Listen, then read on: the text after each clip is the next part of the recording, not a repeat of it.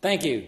I move to take note of government answers to my questions on the cost of the net zero wind and solar transition. With this so-called transition, both major parties are artificially increasing the cost of energy, pouring fuel on the inflation and cost of living crises.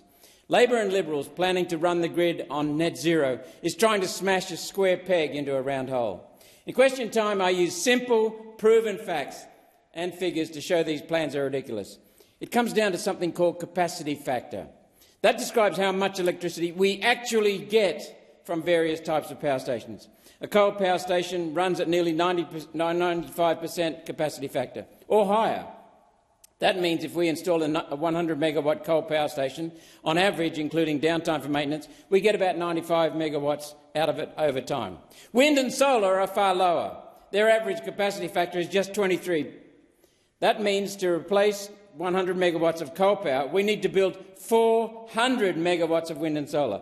Even if we do this massive, costly overbuild, it's not guaranteed that wind and solar power will be available when we need it. At peak hours, morning and evening, when most people turn on devices and appliances, the capacity factor of wind and solar is just 10%. 10%.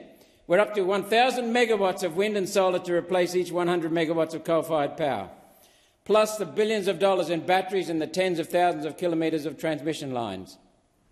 And the coal-fired power station lasts 60 years, 4 times longer than wind and solar. That must be replaced after 15 years or so. That's another 4 times the expense for solar and wind, making a total 4,000 megawatts to replace each 100 megawatt of coal power, 40 times more expensive. This supposed plan is not a plan, it's lunacy. It's costing trillions of dollars. This insanity and deceit are driving up the cost of living. Only one nation will stop subsidising large-scale wind and solar to bring down power bills for all Australians. Put the question. Those for the question say aye. Against, aye. The ayes have it.